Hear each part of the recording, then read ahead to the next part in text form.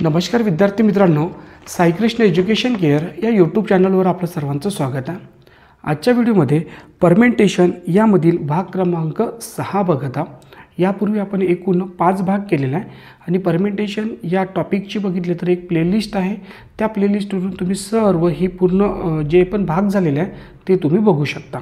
आता बघा, आपल्याला भाग क्रमांक 6 मधला जो प्रश्न आहे तो पहिला आपल्याला समजणं गरजेचं आहे। प्रश्न दिलेला बघा, दिल्ली या शब्दातील सर्व अक्षर एकदाच वापरून असे किती शब्द तयार करता येईल ज्यामध्ये डी ने सुरू होतील। म्हणजे आपल्याला दिल्ली हा जो शब्द दिलेला आहे, जसं बघा DELLI, म्हणजे बघा दिल्ली हा जो शब्द दिलेला आहे यातील आपल्याला सर्व अक्षर एकदाच वापरून असे किती शब्द तयार होतील की ज्यामध्ये डी ने सुरू होतील। म्हणजे आपण कोणता पण शब्द आपण इथे तयार केला तर त्याची सुरुवात कशाने व्हायला पाहिजे, डी ने, असा आपल्याला प्रश्न विचारलेला आहे। तर त्यासाठी आपण कशा पद्धतीचा ट्रिक यूज करायला पाहिजे ते आपण आजच्या व्हिडिओमध्ये बघणार आहोत।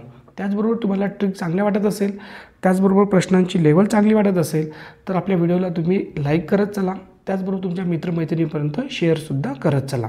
आता ट्रिककडे बघू। आपल्याला बघा, दिल्ली या शब्दामध्ये एकूण अक्षरं किती आहे, 5। तर पहिले 5 जागा लिहून घेऊ, 1 2 3 4 आणि 5 लिहून घेतल्या।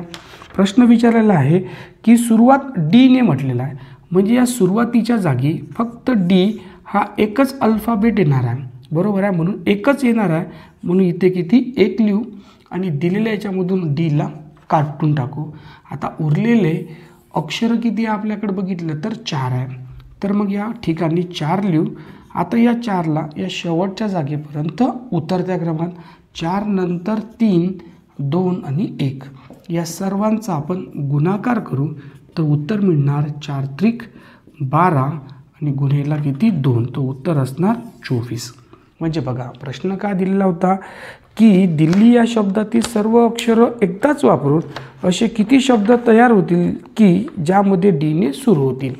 म्हणजे डी ने सुरू होणार आहे, म्हणजे पहिल्या जागी कोण लागणार, फक्त डी, म्हणजे एकच व्हेरिएबल होता, म्हणजे एकच अल्फाबेट होता, म्हणून आपण इथं 1 लिहिला। यामधून आपण डी काढून टाकला तर उरलेले अल्फाबेट किती आहे, 4। तर मग या 4ला इथून या शेवटच्या जागेपर्यंत उतरत्या क्रमात लिहिला, 4 3 2 1, तो उत्तर आला आपला 24। एक आणखी प्रश्न घेऊ म्हणजे तुम्हाला पूर्ण कॉन्सेप्ट क्लिअर होणार।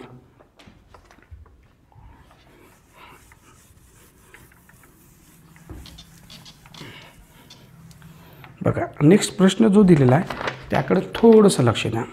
दिल्ली या शब्दातील सर्व अक्षरं एकदाच वापरून असे किती शब्द तयार होतील की ज्यामध्ये शेवट आय ने होणार। म्हणजे शेवट का कशाने म्हटलेला आहे, आय ने, म्हणजे आपल्याला दिलेला शब्द कोणता आहे, दिल्ली। दिल्ली हे शब्द एकूण 5 अक्षरापासून बनलेला आहे, 1 2 3 4 आणि हा किती 5, बरोबर।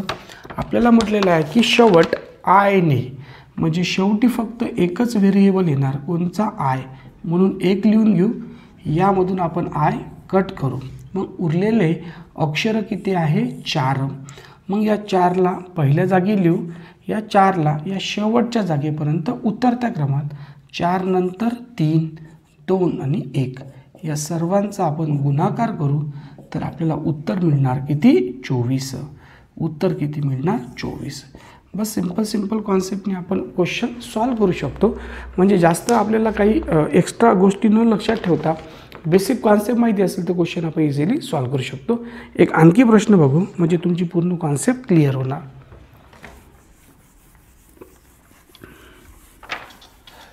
पुढच्या प्रश्नाकडे लक्ष द्या। प्रश्न दिलेला आहे, दिल्ली या शब्दातील सर्व अक्षरं एकदाच वापरून असे किती शब्द तयार होतील की ज्यामध्ये सुरुवात डी ने आणि शेवट आय ने होणार।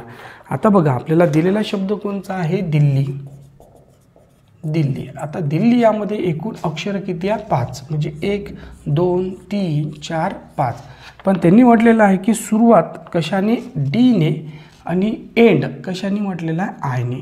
म्हणजे सुरुवात डी ने म्हटलं तर फक्त डी एकच व्हेरिएबल येणार, शेवट कशाने म्हटलं, आय ने, तेव्हासुद्धा किती असणार, एकच असणार।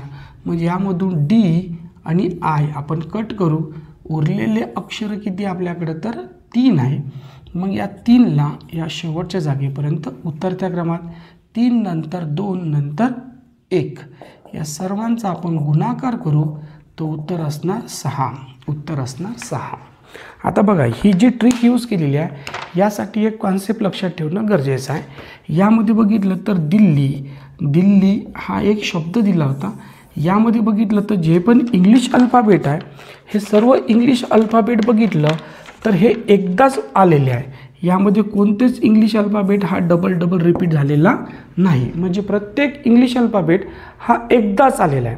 आता आपण दुसरा जो भाग आहे समोरचा भाग क्रमांक 7, जेव्हा आपल्याला दिलेल्या अक्षरामध्ये किंवा दिलेल्या शब्दामध्ये एखादा अक्षर रिपीट झाला असेल त्यावेळेस आपण कशा पद्धतीची ट्रिक यूज करायला पाहिजे ते आपण याच्या नेक्स्ट आपल्या कामानू भागमध्ये बघू. त्याचबरोबर आपल्या चॅनलवर तुम्ही नवीन असाल तर चॅनलला सबस्क्राईब करत चला, म्हणजे तुम्हाला अशा महत्त्वाच्या व्हिडिओचं नोटिफिकेशन मिळत राहणार. Okay, thank you very much. Take care.